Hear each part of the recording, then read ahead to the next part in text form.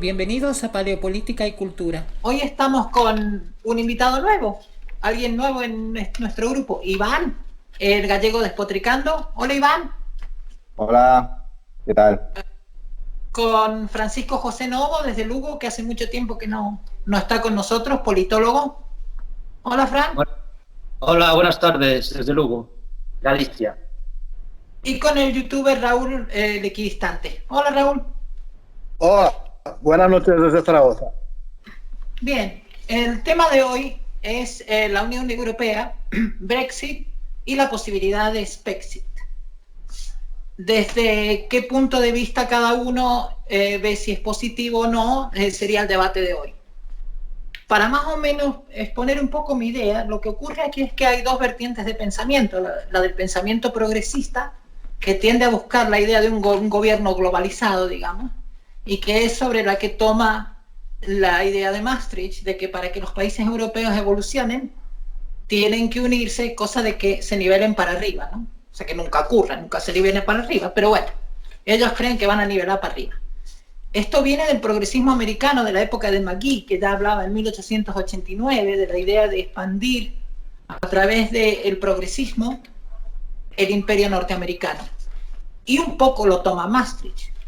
Ahora bien, para mí personalmente es una violación a la soberanía, porque si entendemos soberanía como el gobierno pequeño del pueblo, o sea, el gobierno de la comunidad, del pueblo, lo que decía Margaret Thatcher, ¿no? Las Malvinas era una violación a la soberanía de los habitantes de la isla y no una cuestión territorial.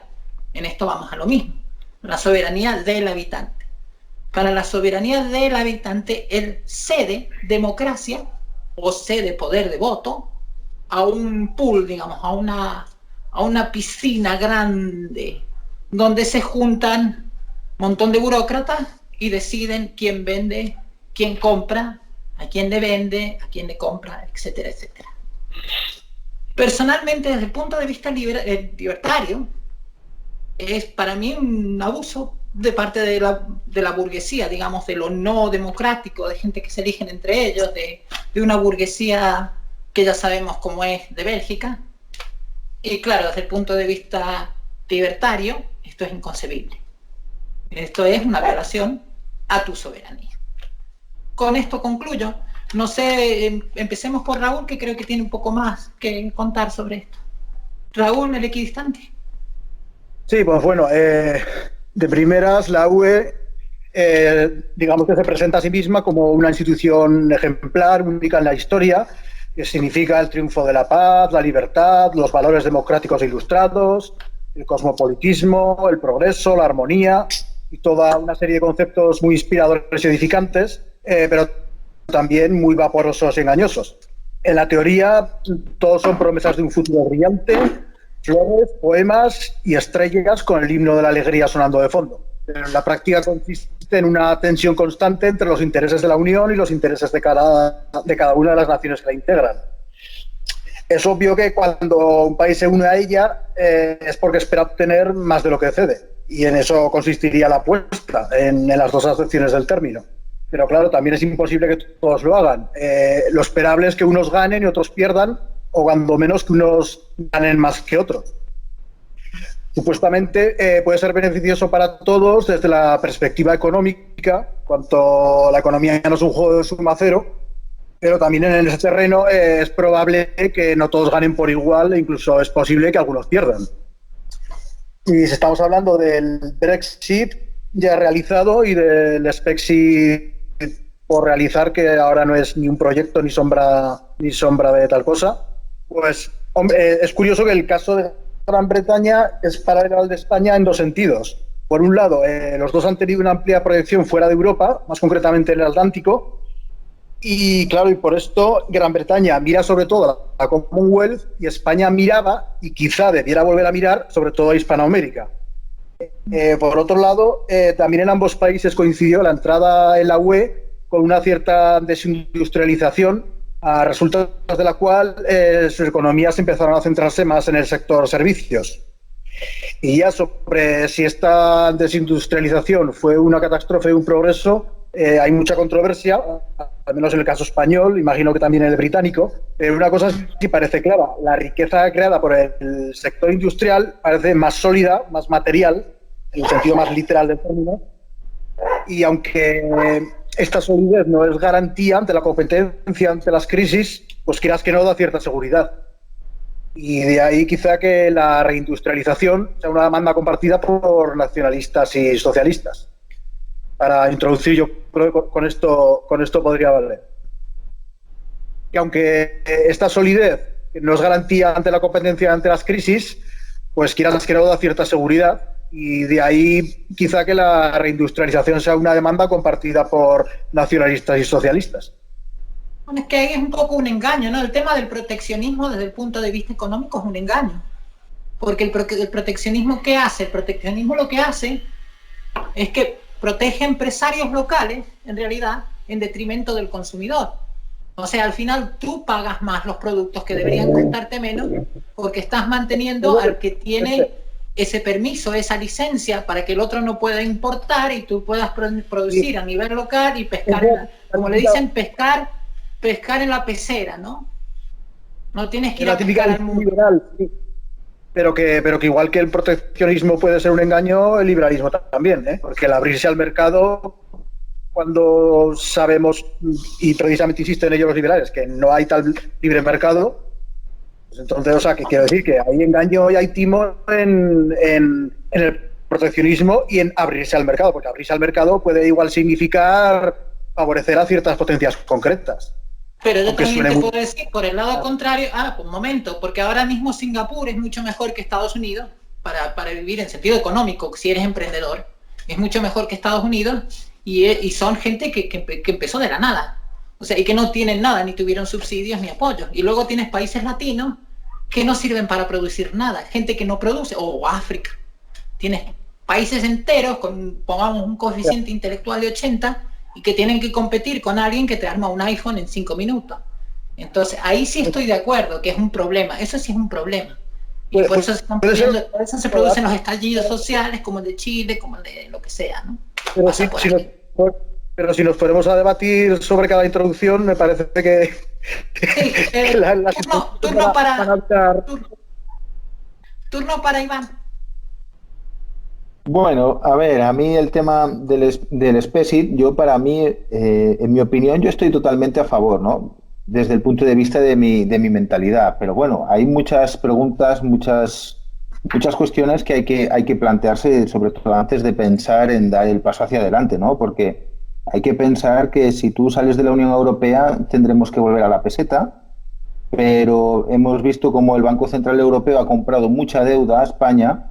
Y esa deuda el Banco Central Europeo la va a querer recuperar en euros. Y si tú devalúas tu moneda nacional, vas a ver cómo te va a salir muy caro volver a pagar esa deuda, ¿no? Esto le llaman los socialistas, ¿no? La solidaridad intergeneracional, ¿no? Creamos deuda hoy que pagarán nuestros hijos y nuestros nietos dentro de 30 años. Y bueno, luego también pues yo creo que habría también que buscar muchos apoyos en cuanto a relaciones económicas fuera de España, a pesar de salir de la Unión Europea. También creo que la autarquía, ahora que hablabais un poco, yo creo que la autarquía no es la solución. En España, de hecho, se intentó alcanzarla con Franco y al final tuvo que dar marcha atrás.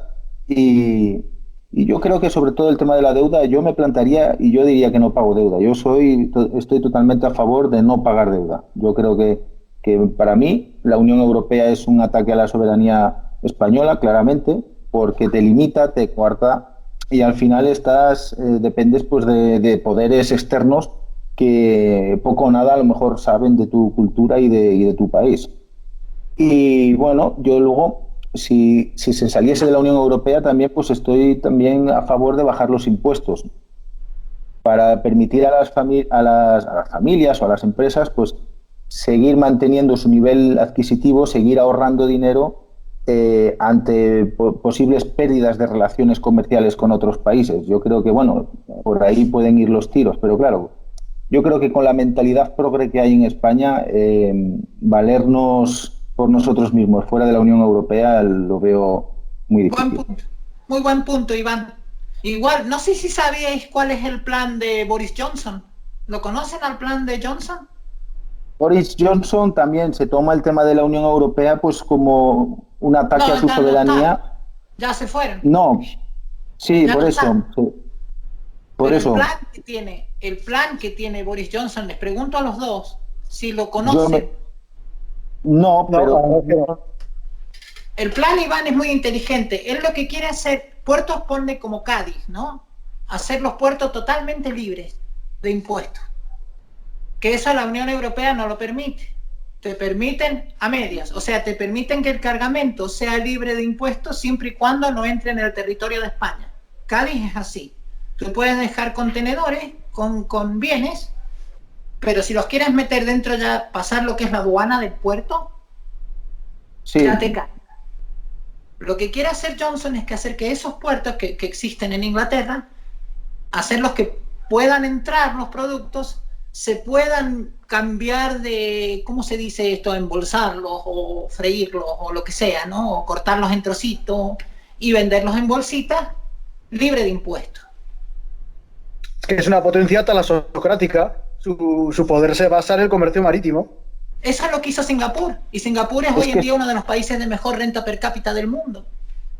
Es que está claro que si tú bajas Pero los impuestos... Singapur no era también colonia británica. También, sí. Es que ahí está la clave de algo que llevo yo dándole vuelta sobre el libre mercado. Si al final esto del libre mercado es una cosa de, o sea, países más libres del mundo. Qué casualidad que son todos colonias británicas, miembros de la Commonwealth. Qué casualidad. Y las Ahí lo Malvinas, dejo. las Malvinas siguen siendo el país de mayor renta per cápita del mundo, ¿no? Las Falkland. Lo que está claro es que tú cuanto más bajes los impuestos en España, por ejemplo, serás muy atractivo para empresas multinacionales y empresas de todo tipo. Entonces, seguramente recibas una gran inyección de financiación extranjera y eso para España la verdad es que yo creo que sería muy positivo. Pero la Unión Europea no te lo va a permitir, Iván. Es No, en imposible. caso de eso, exactamente, en caso de salir de la Unión Europea y recuperar la soberanía y decidir por nosotros mismos, yo creo que aparte pues del tema de bajar los impuestos, aparte de que a las familias, a las pequeñas empresas le favorecería, a las grandes empresas les resultaría muy atractivo venir a España. Y yo creo que por ahí deberían ir los tiros. Luego,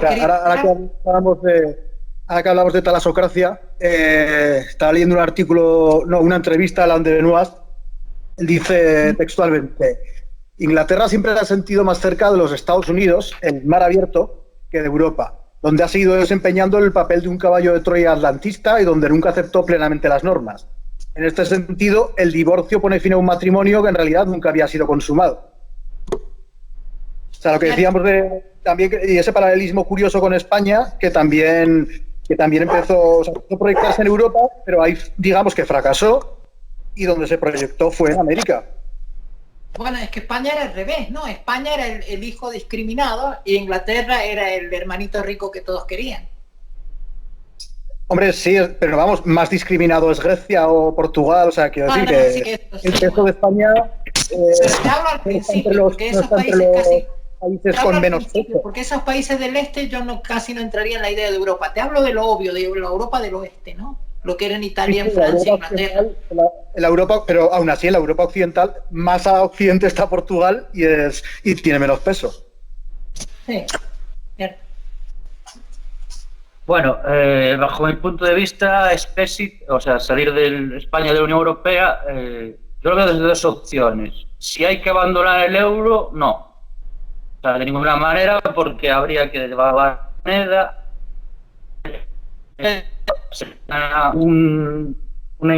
pagar toda la deuda que tienes en euros, pasadas a pesetas, o sea, sería una devaluación terrible. Aparte de la dificultad.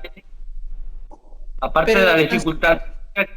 Dime. Esto ya lo hemos debatido tú y yo. ¿Se puede ir al sistema de competencia de monedas que tienen en Perú?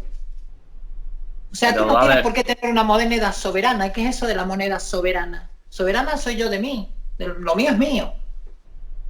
No Pero es una vamos a ver. colectividad, eso es comunismo, es decir, mi plata pertenece a toda esta comunidad. Bueno, no, mi plata Pero es antes mía. hablabas de la soberanía de las naciones, forma parte de ella. Vamos a ver, o sea, Esa es la disputa entre libertad monetaria y soberanía monetaria. ¿Qué conviene pero, más?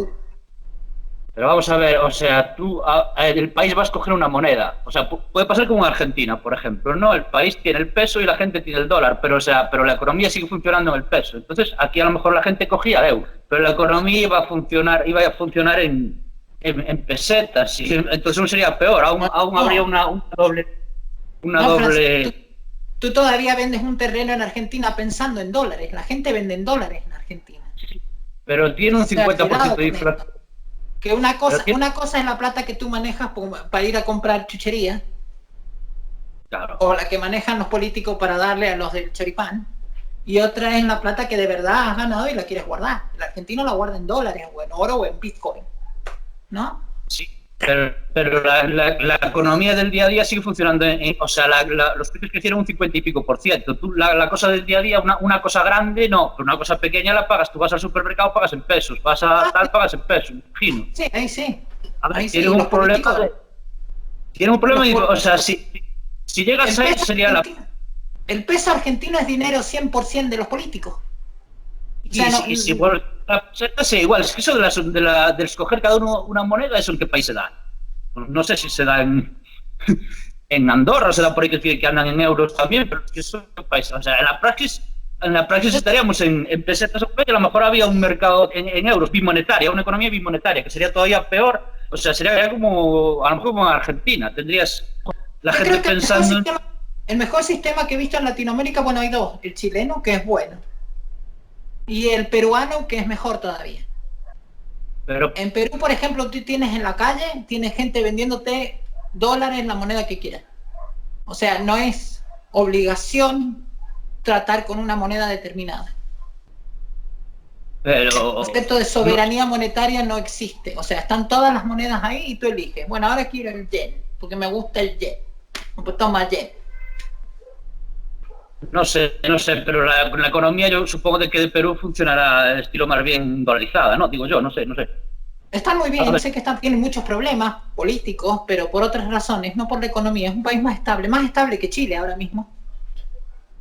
Yo veo muchísimo, o sea, me fío, o sea, de los vídeos que escuché Huerta de Soto, etcétera, que, o sea, efectivamente, una salida de nuestra deuda pasaría de euros a pesetas. Imagínate, debemos, no sé, ponle, no sé cuánto debemos pasaría a pesetas, a una moneda devaluada.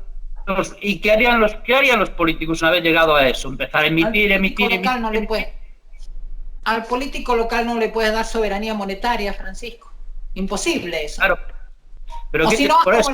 lo que decía Huerta del Soto mismo, cuando decía que en el pueblo ese donde estaba la puta, que la puta eran 4 polvos con la Lola, el billete, o el billete de 10 polvos con la Lola. Ahí está bien, una moneda sensata, porque tiene un valor con relación al mundo real, ¿no? No es un valor con relación a lo que decide un político. Pero es que precisamente... Imprimo para darle dinero a este, al otro. Ahora vamos a suponer que salimos del euro mañana. ¿A ti qué te hace pensar que nos van a dejar escoger libremente la moneda como en Perú? Que esto va a ser maravilloso. No, vamos a ir a la peseta y vamos a... Hostia, yo no quiero correr ese riesgo. Yo con el euro estoy muy bien. Con una inflación de 1% anual... ¿Qué problema tengo con el euro si es la mejor moneda, la moneda más sana del mundo? ¿Cómo era la Constitución española con respecto a la soberanía monetaria antes de la Unión Europea? ¿Alguien se acuerda con la peseta? Yo sé que la peseta estaba linda en España, se hacían lindos negocios. O sea, hacían lindo el negocio haces el mismo negocio antes que hacías ahora. O sea, y antes tenías un 20% de inflación y ahora lo tenías con la soberanía. Me parece que la Constitución no dice nada de no sé, hace tiempo que no estudio de eso, pero me parece que no dice nada de la soberanía monetaria. Es que la soberanía no la tiene la gente, la soberanía o la tienen los políticos de Europa o la tienen los políticos de España. Yo prefiero que la tengan los de Europa, sinceramente. O sea, ¿para qué me voy a arriesgar a pasar a la peseta? ¿Para qué? O sea, ¿qué gano? ¿Qué gano con volver al status quo anterior? Nada, o sea, en todo caso pierdo. Ahora bien, si me dices vas a salir con euros, que eso también podría ser, porque la dificultad técnica de salirse del euro una vez entrado pues, es mayor que la de salir del patrón oro. El patrón oro se salió, pero Bueno, ¿por qué Grecia? No? si lo piensas, Inglaterra se sale con la libra y se sale también con el euro, porque no hay impedimento de intercambio, ¿no? El problema es cuando te interpiden, como en Argentina, que te dicen, pues tú no puedes comprar más de $100. Entonces ya ahí, adiós. Pero es que Inglaterra, precisamente, nunca tuvo euro. Inglaterra no va a notar nada en la moneda, nunca tuvo euro. No, porque es un país estable, sólido, ya industrial, establecido. Lo que sea, pero ellos tienen su propia moneda, como si en España no hubiésemos entrado en el euro. Pues salíamos y no íbamos, en la moneda no íbamos. Es lo que decía Benoist, que el divorcio de un matrimonio no consumado del todo. O sea, no solo no estaba en el euro, sino que no estaba ni siquiera en el espacio Schengen. Claro.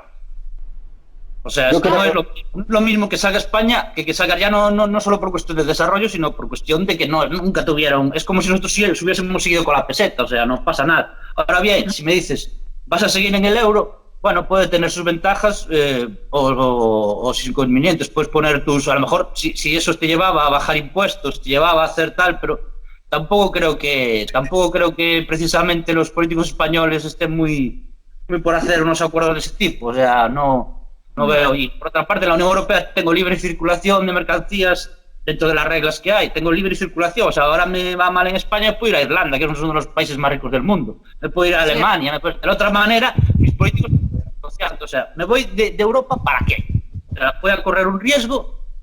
O sea, yo cuando corro un riesgo alto, que es un riesgo muy alto, quiero tener la posibilidad de conseguir algo importante, ¿no? O sea, si corres un riesgo alto es para conseguir algo no para conseguir una cosa pequeña. Si yo me he puesto $1 millón es para conseguir dos, no para conseguir $1 millón uno con $1 millón y un céntimo. O sea, no, me parece un riesgo que no lo veo. El problema, Francisco, y se ha hecho presente ahora con esta crisis del campo, es que hay un problema de relación de coste-beneficio en lo que es la Unión Europea, ¿no? Yo veo que si es muy cara, no gusta. Y si es barata, que es el problema de Inglaterra. A Inglaterra le parecía cara. Si es cara, no gusta. Si me sale bien, me sale barata, recibo subvenciones, me envían dinero los otros, si me gusta. Subvenciones, a ver, yo no es por la subvención, yo estoy en contra de las subvenciones. Yo estoy analizando, me digo, me voy, aunque sea con el euro, y a ver qué gano. A lo mejor lo que hacen es ponerme más barreras arancelarias, me siguen teniendo los impuestos como estoy. A lo mejor me tengo que estar, ¿sabes? Tengo que estar con el pasaporte como estabas antes para pasar a Francia o para pasar a tal, tienes que estar no sé qué. Si quieres ir a vivir a Francia es un problema. ¿Qué gano? O sea, en el fondo, ¿qué gano? ¿Se va a convertir España en una superpotencia por independizarse de la Unión Europea? O sea, no. Pues, o sea, muchísimo riesgo para el yo, virgencita, que me quede como esto. Hombre, en cierta manera entiendo perfectamente tu punto, Francisco, porque lo pienso desde este punto de vista. Si vives en un país sudamericano, alguna vez los yanquis tienen que venir a rescatarte, ¿no? Es así. Vamos con Raúl otra vez. Raúl primero y después voy Iván.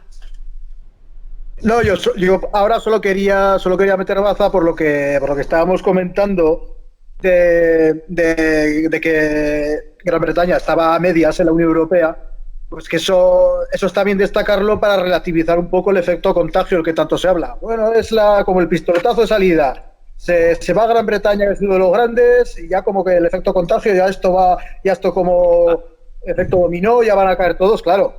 Hay que relativizarlo porque se está saliendo un país que no estaba dentro del todo. Entonces, claro, lo que dice Francisco, el riesgo era menor. Esa apuesta es más grande para el resto de países que sí están con todas las de la ley en la Unión Europea. Os sigo citando un poco lo que decía Benoist, que creo que es interesante, sobre el Brexit.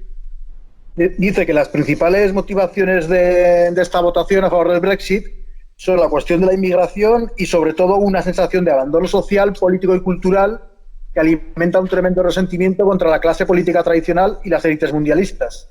Y además dice que trascendió la división izquierda-derecha y los valores comerciales del mar, lo que decíamos de la talasocracia, deben tener prioridad sobre los valores políticos, telúricos y continentales de la Tierra.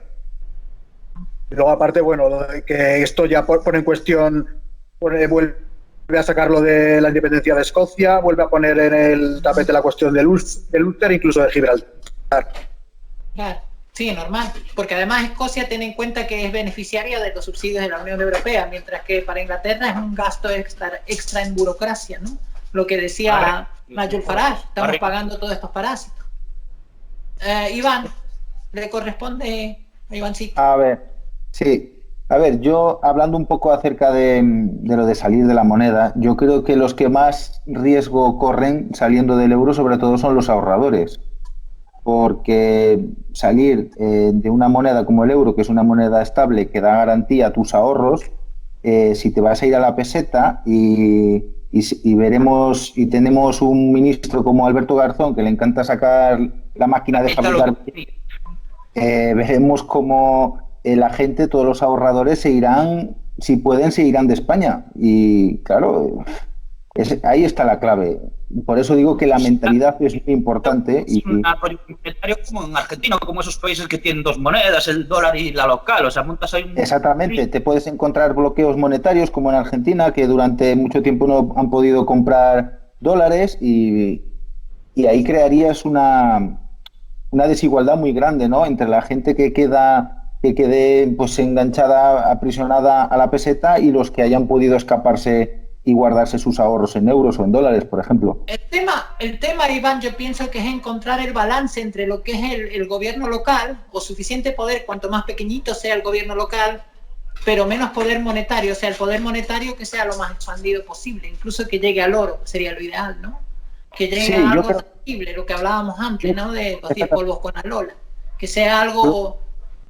Con relación al mundo real, tú has ganado algo real, no has ganado lo que dijo un político. Exactamente, una especulación. El patrón oro... sigue. Sí, no, yo por eso, yo en esto coincido también con Huerta de Soto, ¿no? Que siempre habla que el dinero tiene que estar respaldado por una reserva de oro, por ejemplo. A mí me parece lo más fiable de cara pues a ahorrar, porque hay que recordar que para invertir dinero, primero hay que ahorrar, y si no tienes ahorros no puedes invertir. Entonces, claro, dar esa tranquilidad a los ahorradores o a los inversores es fundamental, es mi modo de ver. El dinero tiene que estar respaldado claramente, si no, hoy imagínate que tú coges y hoy firmas un proyecto por tanto dinero y el día de mañana viene Garzón y pone la máquina a funcionar, a sacar billetes. Tú cuando terminas la obra y te paguen, no habrás cubrido ni gastos. Claro, pero no todos los países son iguales. Si te fijas, por ejemplo, el caso de países como Inglaterra, que son países ricos, incluso hasta Italia, ¿no? Empiezan a ver lo que es la Unión Europea como un gasto burocrático innecesario, ¿no? Italia es más pobre que nosotros. Sí, porque a todos nos gusta, y sobre todo en España, ¿no? A todos nos gusta el dinero que viene del trabajo de otros, ¿no? Aquí en España pues hemos visto como el dinero procedente de las ayudas de la Unión Europea pues nos las hemos gastado en plazas de toros, en farolas de 8.000 euros y claro, eso era voto fácil para los que estaban en el poder. Ahora España, que ha pasado a ser un país que deja de recibir tanta ayuda, pues yo creo que es que va en la mentalidad, porque luego ves como realmente los países no se desarrollan, tienes el Mediterráneo hecho trizas realmente. Tú te paseas por los países del Mediterráneo y a cuál está peor, ¿no? Y yo creo que ese era uno de los principales objetivos de la Unión Europea, ¿no? Ayudar en el desarrollo de los países del Mediterráneo, y es que no hay resultados. Yo creo que la Unión Europea es su gran fracaso, ¿no? Los resultados, que es que no la han acompañado en nada. Claro, porque ¿cuánto hay de impresión monetaria misma en el euro, no? El euro también le dan a la maquinita a los burócratas también. Raúl, ¿querías decir algo? Sobre el patrón oro, aunque se vaya un poco el debate, yo creo que tampoco conviene idealizarlo mucho. O sea, sí, está basado en algo material, pero tengamos en cuenta el peligro, bueno, que ahora es menor, claro. Es verdad que ahora es menor, pero en su momento, ¿qué pasó cuando se descubrió mogollón de oro y mogollón de plata de repente? Pues una inflación del carajo. Eso es lo que pasó. O sea, que tampoco el patrón oro tampoco hay que idealizarlo, que también tiene sus problemas. Pero más allá de eso, como nombrabais a Garzón, pues tengo aquí apuntado que que en 2016 estaba al frente del PCE, bueno, sigue estando, creo, o habrá pasado ya a Izquierda Unida. Pues defendía la salida de España de la Unión Europea también y afirmaba que el Tratado de Maastricht suponía una reforma constitucional encubierta que entroniza los mercados y que el Tratado de Ámsterdam recomendaba recortes en gastos sociales, trasvases de fondos públicos para subvencionar a empresas privadas e intensificaba el desmantelamiento del sector público. Luego aclara que esto no se incluyó en el programa de Unidas Podemos, o Unidos Podemos por aquel entonces. Y aquí resaltar solo de las declaraciones de Garzón estas contradicciones, que entronizar a los mercados pues se contradice con subvencionar empresas privadas, que a su vez se contradice con desmantelar el sector público.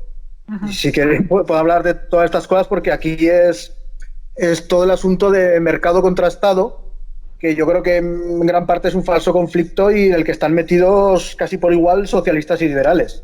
Ahí lo está corriendo por izquierda, ¿no? Está corriendo la Unión Europea por izquierda en lugar de correrlo por derecha, que es lo que estamos haciendo un poco los libertarios, los liberales, ¿no? Decir que una carga democrática, son más burocráticas, son más impuestos. Para Garzón o para César Rendueles, que son así gente bastante nombre en esta izquierda, digamos, a la izquierda de la izquierda, como diría Escotado. La izquierda, incluso voy a ir más lejos. España está poniendo a prueba. Para ellos, izquierda nada, entronización de los mercados y todo esto. Sí, y desmantelamiento del sector público. Raúl, para ellos es al revés, ¿eh? Y de hecho el gobierno nuevo de España, la izquierda en España, está poniendo a prueba a la Unión Europea, a ver cuán de izquierda sois vosotros, ¿no? A ver, Bruselas, a ver si sois tan zurdos como nosotros. Eso es lo que están haciendo. O sea, están por el lado contrario de los ingleses. Para estar en el euro, en la Unión Europea, en el euro te exigen un déficit, o sea, no pasarte de un déficit, no pasarte... Bueno, la deuda la descontrola más porque Italia está en el 140, pero bueno, Italia es Italia. O sea, Italia hay que dejarlo aparte como un país aparte. Pero... y Francia... Y hasta Polonia ya puestos, ¿no? Te ponen una deuda, y aquí no, o sea, tú una vez que te vas de la Unión Europea, estos se ponen a gastar déficit, hacer inflación, o sea, hacer moneda, hacer deuda, mira, no, o sea, Alemania bendita, que el euro es el marco, nunca pensé tener marcos en mi bolsillo y tengo marcos en mi bolsillo, quita. Sí, esto de la izquierda y la derecha Eso de la izquierda y la derecha es muy relativo. O sea, aquí cada uno, o sea, para unos es demasiado, para otros es demasiado poco. O sea, para la Unión Europea, dependiendo de la ideología de quien la observe, pues son cosas muy distintas. O sea, para los socialistas es el triunfo de los mercados y el desmantelamiento del sector público. Y para los liberales, más bien al contrario, es una buena idea en principio, porque era, bueno, representar el libre mercado, digamos, derribaba fronteras para mercancías, capitales y personas, pero para los liberales está derivándolo un megaestado con pretensiones centralistas y liberticidas. Bueno, y luego, pues yo qué sé, para los disidentes o para la derecha populista, pues es otra cosa completamente distinta, una mezcla. Es un ente que subvierte la identidad y soberanía de las distintas naciones y luego pues mezcla un poco parte del discurso de los socialistas y de los liberales. O sea, esto es que cada uno lo observa de manera... Lo que está pasando en Polonia. Lo que está pasando en Polonia, ¿no? Que Polonia se quiere salir porque Polonia quiere ser ultraconservadora, no quiere ningún rollo de estos modernos de ideología de género ni porquerías de estas que le están trayendo de Europa. Y tienen una guerra con Europa por eso. No tienen problemas por la economía todavía, aunque también quieren ser más libres económicamente. Quieren independencia. De hecho, lo están haciendo. Italia también. Italia imprimió bonos en euros sin permiso de Bruselas. Yo creo... Yo lo que quiero con la moneda y punto. Que lo corren por un lado o por otro también. Si no es por un lado, es por otro.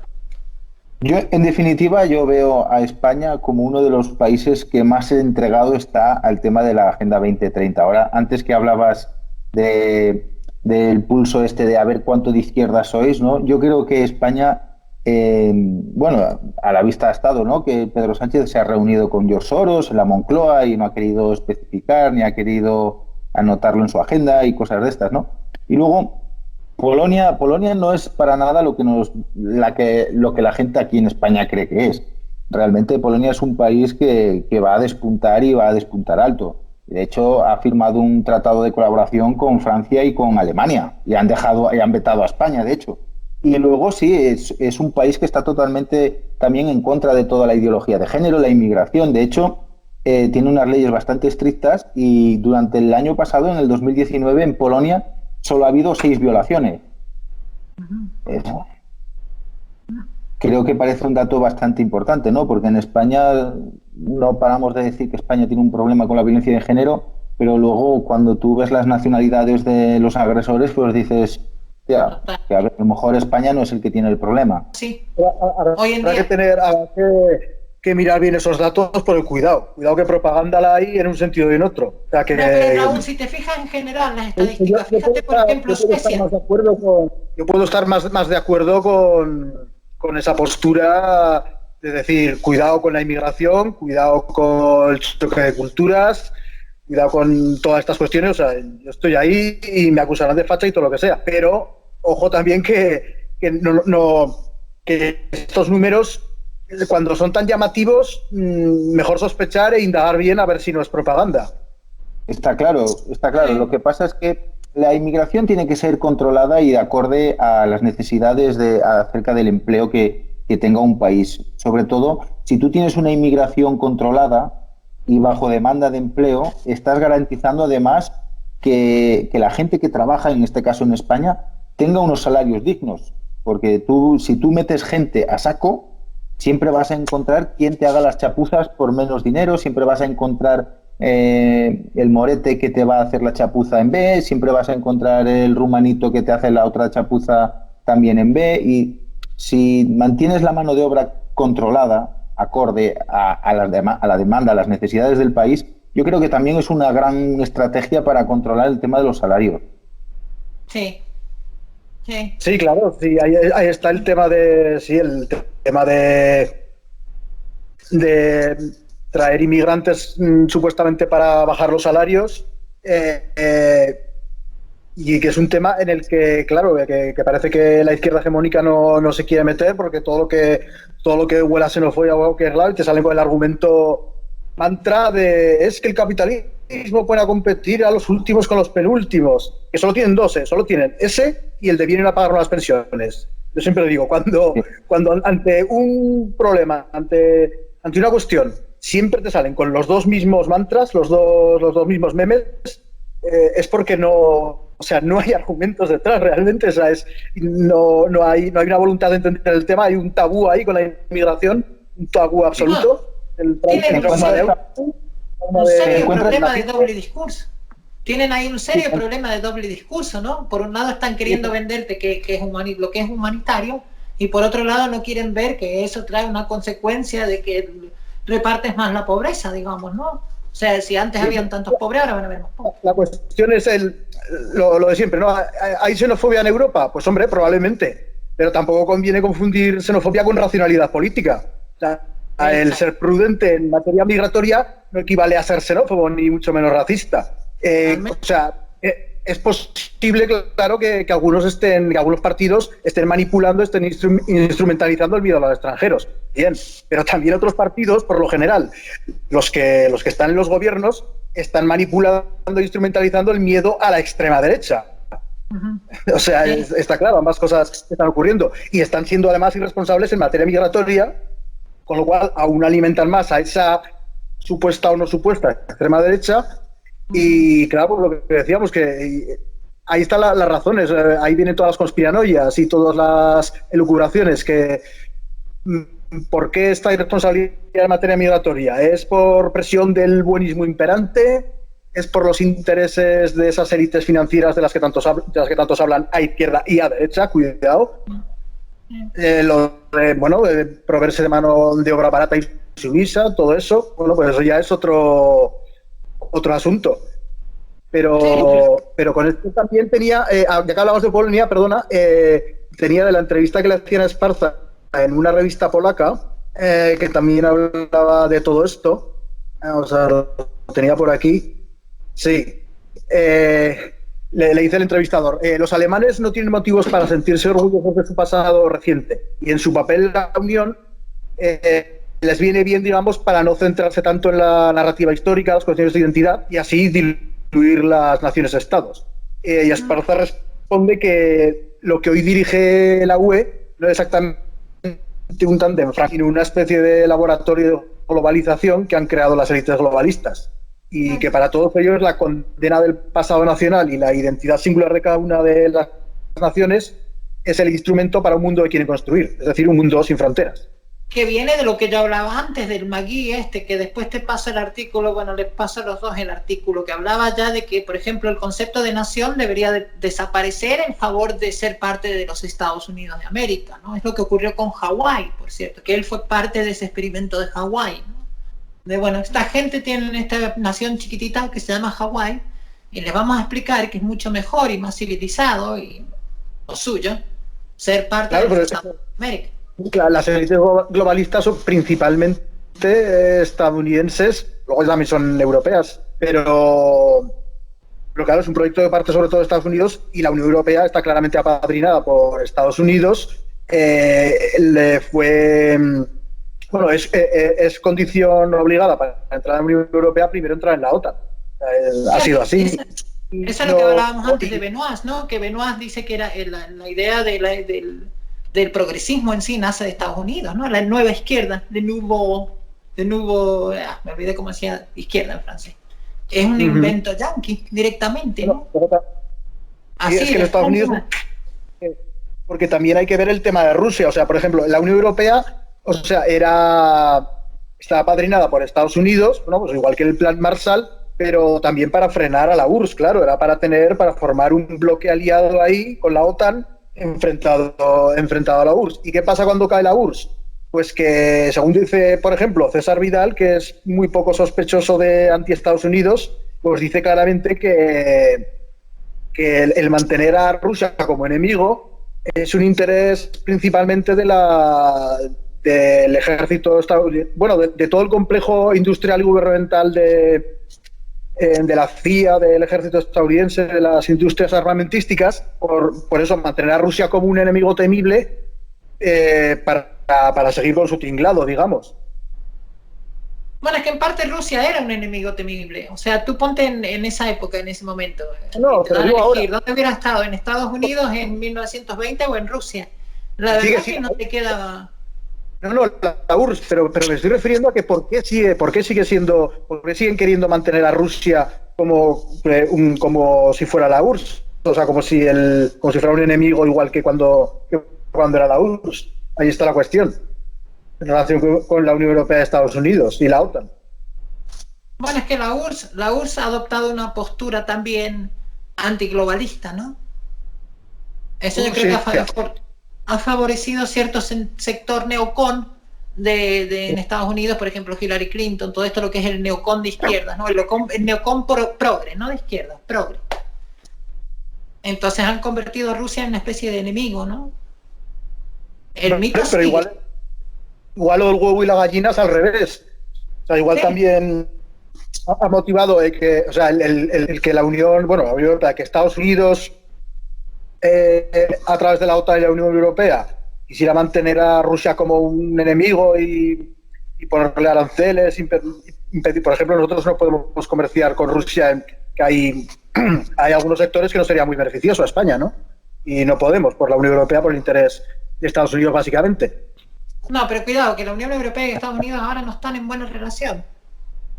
De hecho, incluso decían que el progresismo inglés dice que Boris Johnson le vendió Gran Bretaña a Trump, ¿no? Se la regaló. Esa es la visión que quieren vender.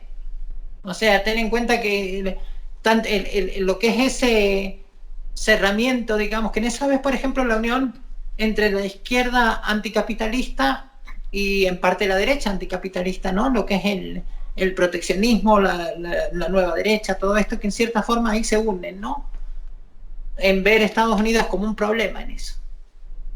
Claro. Sí, la digamos, la tercera posición que sí comparte con la izquierda ese antiamericanismo. Y cierto anticapitalismo, más que cierto antiliberalismo. Sí, de Benoist, por ejemplo. De Benoist, a veces, si le lees o escuchas hablar de Estados Unidos, del liberalismo, del capitalismo, pues se puede confundir facilísimamente con cualquier intelectual de izquierdas. Vamos, sí, y Dugin cosas muy parecidas. Dugin mismo, ¿no? Dugin también. Si te fijas, sí. Dugin, Putin no es comunista, no es un país comunista, no son comunistas, pero siguen siendo anti-América también. Sí, vale, esto es donde había perdido el hilo, claro, lo de el huevo y la gallina, que igual Rusia se ha vuelto más antiglobalista por haberse visto tan amenazada o tan puesta entre la espada y la pared por la Unión Europea y Estados Unidos. O sea, que eso también, que la ideología también tiene su, en clave marxista, la ideología tiene su razón de ser material, en los intereses. Y si a Rusia está enfrentada a Estados Unidos y a la Unión Europea, le conviene difundir una ideología antiglobalista, claro. Francisco, ¿querías decir algo? No has dicho nada hace rato. Globalismo yanqui, antiglobalismo. Globalismo yanqui, antiglobalismo. Hombre, yo creo que a Estados Unidos le conviene una Unión Europea débil, más que, o sea, Estados Unidos le conviene una Europa débil, incluso para la moneda, ¿no? Tanto Gran Bretaña como Estados Unidos tienen una moneda que ven en el euro un rival claro para su hegemonía, ¿no? El mundo anglosajón siempre estuvo en contra del euro, y aunque Gran Bretaña estaba metida en la Unión Europea hasta hace nada, un mes, siempre tuvo ese rollo euroescéptico. Por lo tanto, o sea, la Unión Europea en sí es un proyecto globalista, ¿no? La Unión Europea al principio no se creara para eso, se creara una zona libre, pero después, digamos, triunfó la tesis francesa, que eran los que querían crear los Estados Unidos de Europa, ¿no? Crear un Estado como Estados Unidos, con sus distintos España, Francia, etcétera, etcétera. Entonces se fue unificando más políticamente. Pero también hay una cuestión ahí con los ingleses que es aparte, Francisco, que me trae a la mente Susito, que al final no pudo estar hoy, Jesús Santizo, que decía hace un rato que la Unión Europea es un invento nazi. En cierta forma tiene razón, porque por ejemplo lo que planteaba Margaret Thatcher era la Unión no es un invento nazi, es que los nazis intentaron, o sea, tenían la misma visión de hacer un gobierno, una Europa unida, o más o menos también los Estados Unidos de Europa, pero mandando ellos, ¿no? Pues, antes Napoleón, encaja con la idea de Thatcher.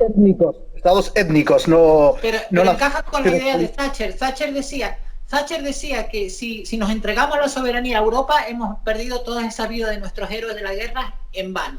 Ha sido en vano. Toda esa masacre de pérdida de sangre de la Primera y la Segunda Guerra Mundial fue, como dicen en Argentina, al pedo, ¿no? Raúl, ¿qué querías decir? No, solo estaba diciendo que el proyecto nazi era una Europa dividida en naciones étnicas, no políticas. Considerar naciones étnicas a País Vasco, Cataluña.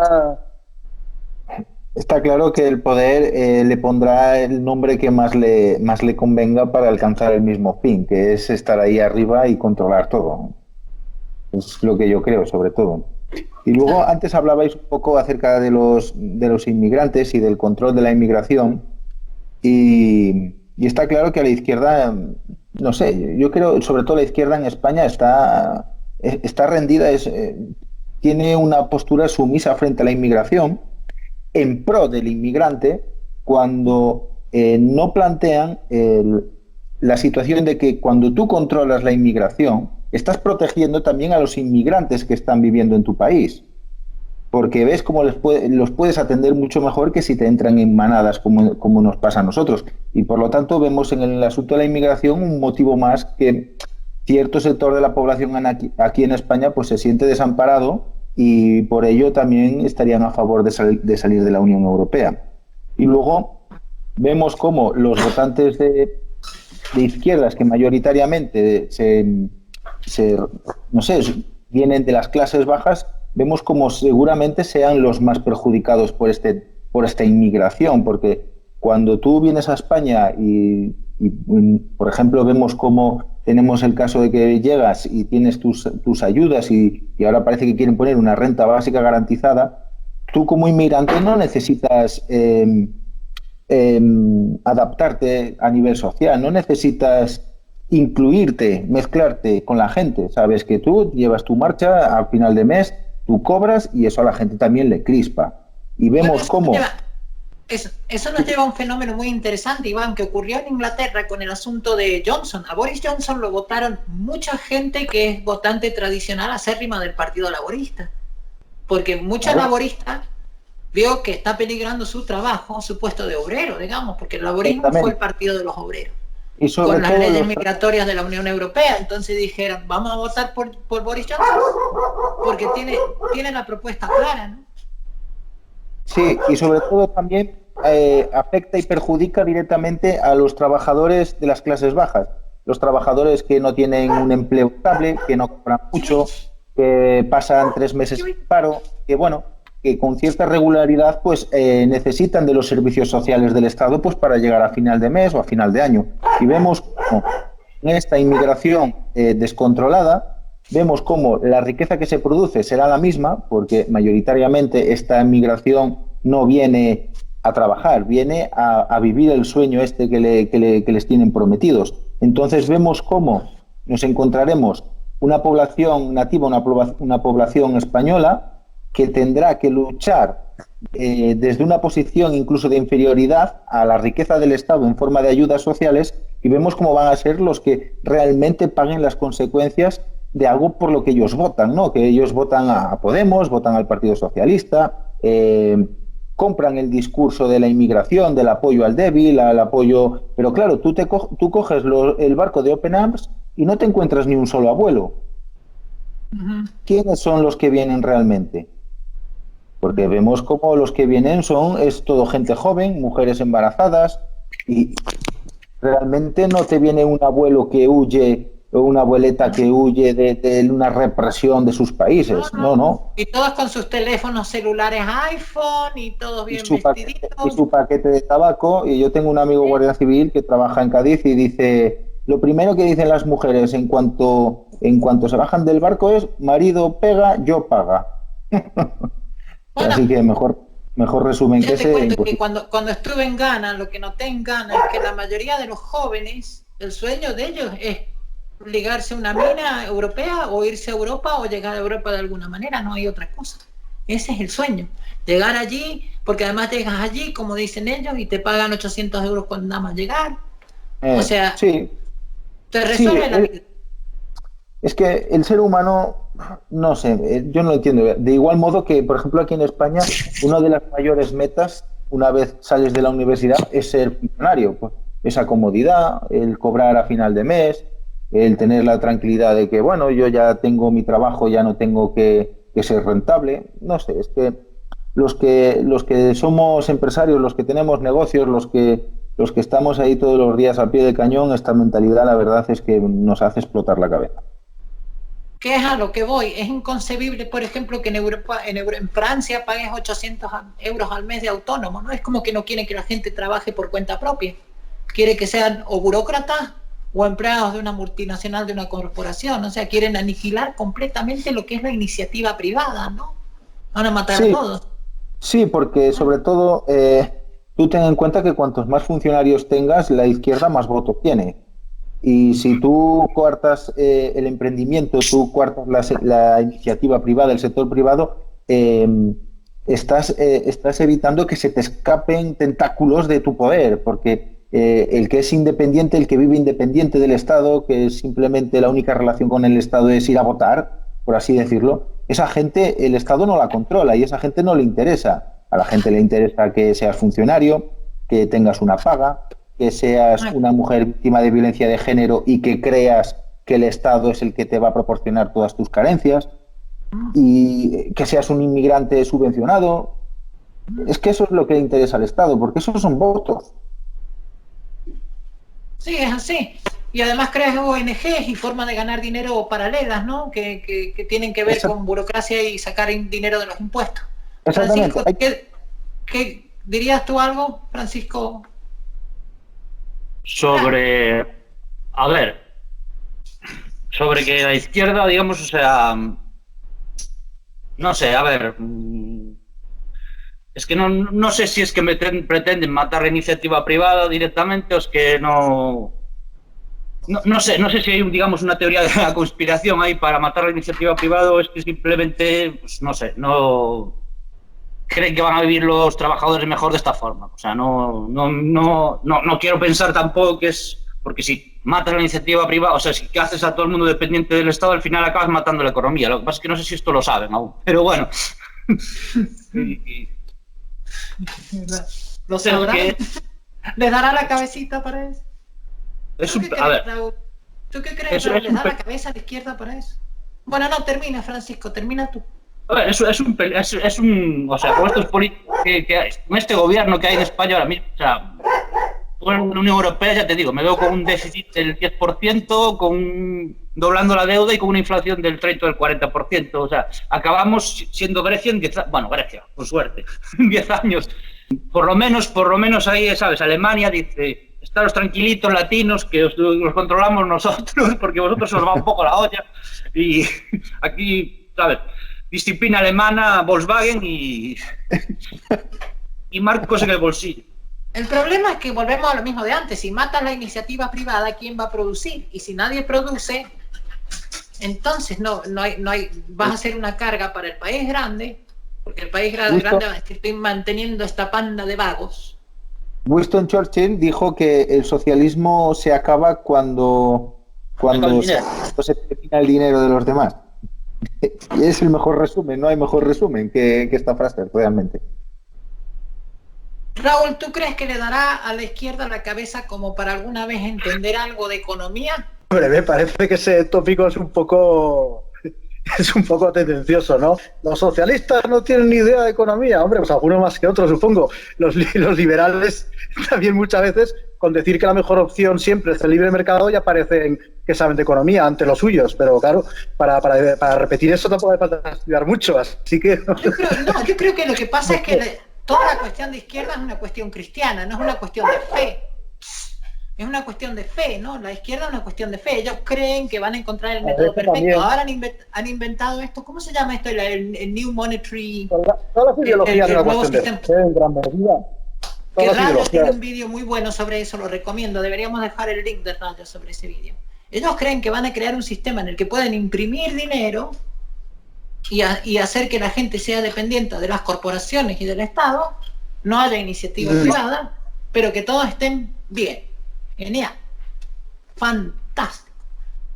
Ellos creen que tienen la clave. Todos no creen. Todos los izquierdistas no creen eso, ¿no? En absoluto. Hay bastante más variedad y hay gente de izquierdas que, yo que sé, que sabe bastante de economía y que no cree que todo se resuelve imprimiendo dinero, por supuesto que no. No, te hablo de los economistas. No te hablo de filósofos y eso. Te hablo del nuevo sistema monetario, ¿no? Que quiere sacar la izquierda. Donde desaparecería, por ejemplo, el dinero en billete desaparece.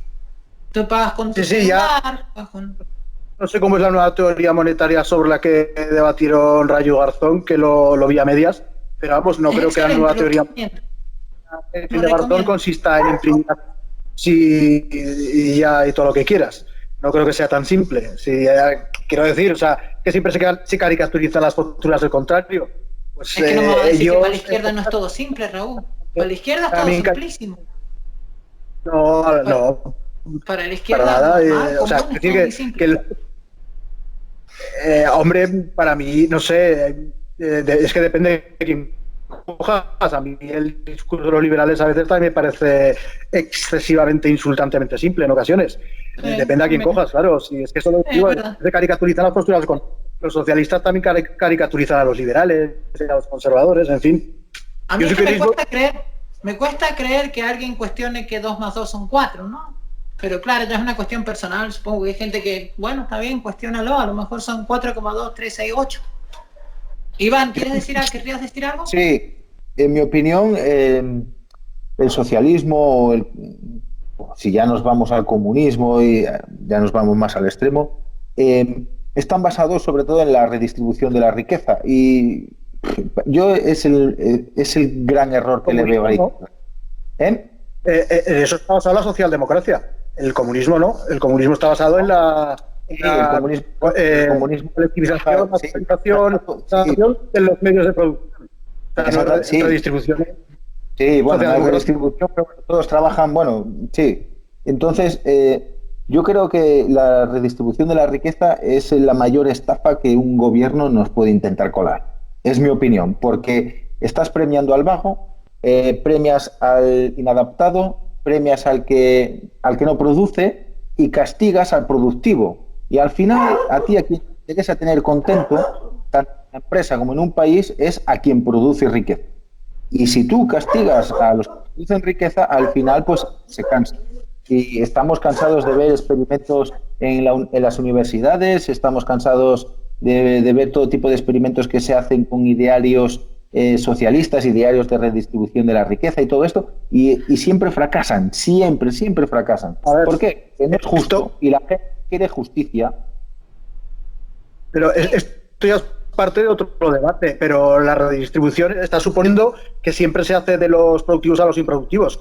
Y no tiene por qué ser así, ¿no? Cabría una redistribución de los improductivos a los productivos, por ejemplo, de gente que tiene tierras y no las trabaja ni contrata a nadie para que las trabaje, o de gente que tiene propiedades sin explotar,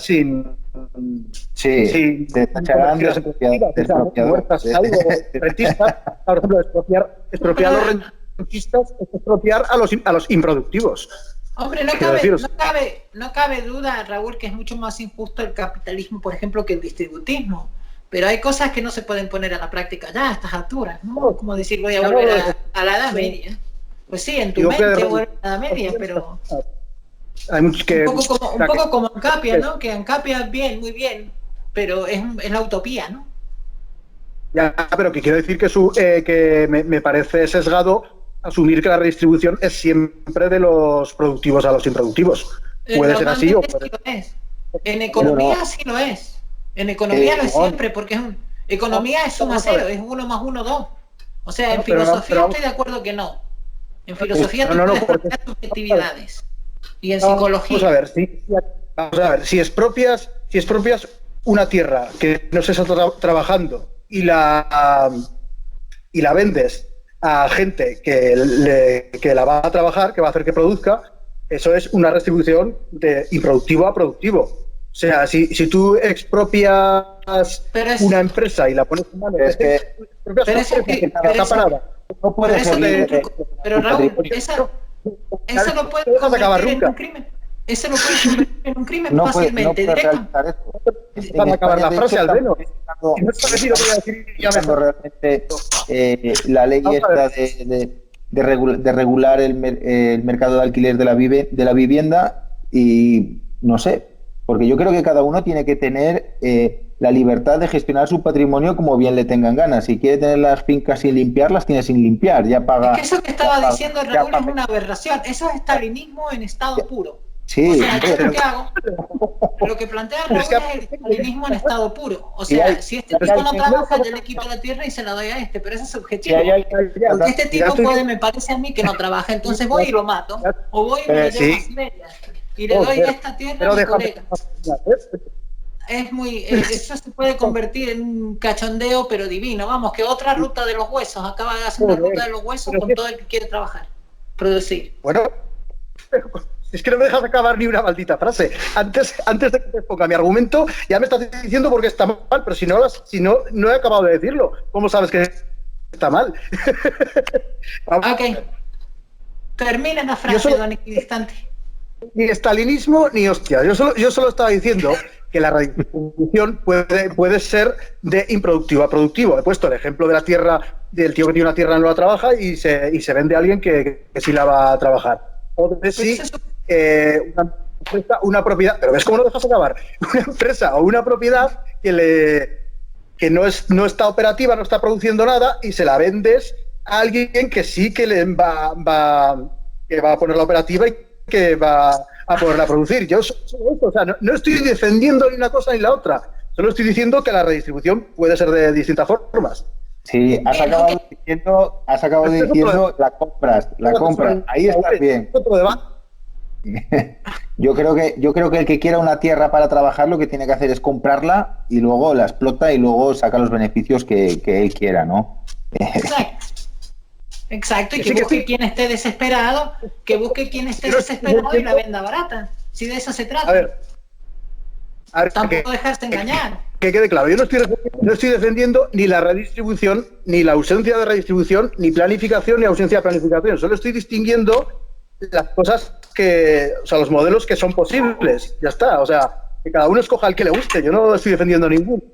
Pero bueno, como esto se va del debate, mejor pasamos a las conclusiones, ¿no? Los esquimales, sí, nos hemos ido del debate, pero lejos. Y en realidad los esquimales es una redistribución del sexo, ¿no? Los esquimales hacen redistribución del sexo. Esta es mi mujer, toma, te la presto, tú préstame la mía. ¿No? Sí, es verdad, sí. Por redistribuir se puede redistribuir todo, ¿no? Y si vas de invitado, pues si no aceptas el ofrecimiento de acostarte con su hija, él se ofende. No sé qué clase de mujeres te puedes encontrar por allí, ¿no? Cierto, pero la Unión Europea es una forma de redistribución, eso está claro, ¿no? La Unión Europea plantea una redistribución. En principio está ahí. Como ya me tomabais por stalinista y no sé cuántos, pues ya se armaba ahí el follón. ¡Oh, ¿qué está diciendo? ¡Oh, Dios mío! ¡El Gulag! ¡100.000 millones de muertos! Está bueno. Venga, Tovarich, termina vamos con la conclusión tuya, Raúl. Ok. Si me alargo mucho, pues me interrumpís. Como de costumbre, ya está.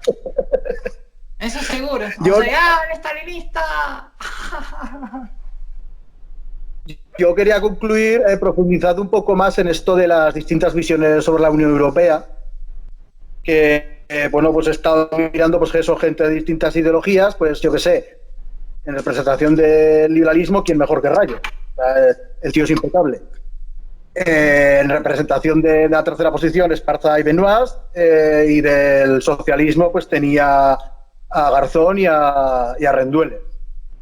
Y bueno, pues por citar a Rayo, no lo he citado antes, en esta batalla ideológica por si la UE es ultraliberal o es ultrasocialista o no sé qué, pues bueno, aquí dice Rayo que según el socialista Martin Schulz, el actual presidente del Parlamento Europeo, dice que el capitalismo salvaje ha destruido a estados y a individuos. Comenta Rayo que esto lo dice sin sonrojarse desde la poltrona de una megaburocracia que maneja un presupuesto anual superior a los 1.700 millones de euros. Bastante más del doble, resalta Rayo, que los beneficios de una multinacional española como Ferrovial. Y bueno, y concluye Rayo diciendo que lo que algunos han llamado despectivamente la Europa de los mercaderes es más bien la Europa de los burócratas y de las oligarquías lobistas. Dice que jamás los estados europeos, los que presuntamente han sido destruidos por el capitalismo salvaje, jamás han detentado tanto poder regulatorio y financiero sobre las sociedades. Luego Rendueles, que creo que lo he citado antes o lo he comentado así de pasada, comentaba lo de los inmigrantes y que habían dejado morir a mogollón de refugiados en el Mediterráneo y demás. Y sobre la economía, dice que la Unión Europea resulta una descomunal pérdida de soberanía democrática en beneficio de las élites financieras globales que formalizaron nuestra genuflexión mercantil con la imposición de la reforma del artículo 135 de la Constitución.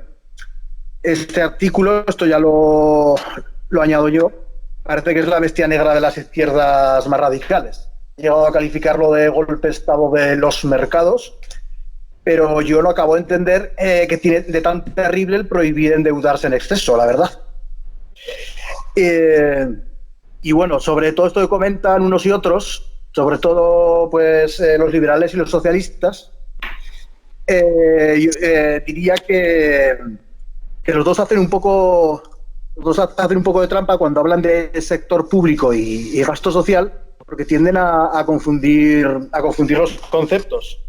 Por ejemplo, dice Rayo cuando intenta desmontar este relato del triunfo de los mercados y desmantelamiento del sector público, dice, tras 2 décadas de presunta desaparición y desarme neoliberal de los estados europeos, resulta que estos gozan de mejor salud que nunca. Dice, por ejemplo, el gasto público del país alpino alcanzaba en 2012 el 50,6% del PIB, mientras que en Francia llegaba hasta el 56,6%. Claro, aquí la trampa que usan los dos, me he dado cuenta yo, bueno, Rayo y Rendueles o Garzón, bueno, liberales y socialistas por igual, pues eso confunden. Supongo que no intencionadamente, no quiero atribuirles malas intenciones, confunden gasto público, o sea, sector público y gasto social. Entonces, claro, porque, por ejemplo, si unos dicen que se entronizan los mercados, pero a la vez que se subvenciona a grandes empresas, entonces ya no son los mercados, entonces ya es el Estado subvencionando una empresa y eso es sector público. O sea, el sector público se desmantela, no es el que subvenciona a las empresas, según los socialistas. Hay esa pequeña contradicción. Y cuando, por ejemplo, los liberales hablan de gasto social y lo equiparan casi con sector público, pues eso, como ahí los socialistas tendrían razón en decir, vale, es que no es lo mismo que el presupuesto del Estado aumente a que aumente el gasto social. O sea, puede manejar más presupuesto del Estado, pero haber menos gasto social. Entonces hay una confusión ahí que, bueno, solo quería comentarla, pues, polémica siempre con la UE, con que si liberal, que si socialista. Pero hay fórmulas liberales en economía que proponen no tocar el gasto social. Proponen, incluso Milei ha hablado mucho de eso, de fórmulas que toquen nada más que el gasto político y burocrático. Ya es un Claro, Milei es la primera forma que propone, pero después, o sea, según me entendí, propone bajar un 15% el gasto, pero esa es la primera fase. Después ya, si él, por ejemplo, gobernase uno de sus ideas, ya bajaría, supongo, hasta, no sé, hasta el 5, el 10, no sé. Al principio es el gasto social, después es ya sí, porque ya se pasarían de digamos, los funcionarios al sector privado, saldría más de la pobreza, etcétera, etcétera. Esa es el primera fase, porque Argentina ya tiene un 40% de gasto no social, digamos, de 40% de gasto, o sea, que mueve Que se parece también al proyecto de Rayo, de desmontarlo poco a poco, el estado del bienestar, que es el bienestar del Estado, según los liberales, y bueno, yo lo comparto bastante. Pero es importante eso que has dicho, Daniel, así que, o sea, lo proponía Milei, de bajar radicalmente el gasto público sin bajar el gasto social, claro. Y yo con un amigo lo comentaba, es que me decía, bueno, es que si bajas el gasto público, pues eso, baja el gasto social, y yo intentaba decir que no, que se puede mantener el mismo gasto social que hay ahora, pero eliminando subvenciones a empresas, subvenciones a ONGs, mogollón de chiringuitos, los famosos chiringuitos de los políticos que no paran de crecer, mogollón de puestos de consejeros, mogollón de puestos de políticos que sobran absolutamente, y mantener el mismo gasto social y reducir el gasto público enormemente. Claro, sí, claro.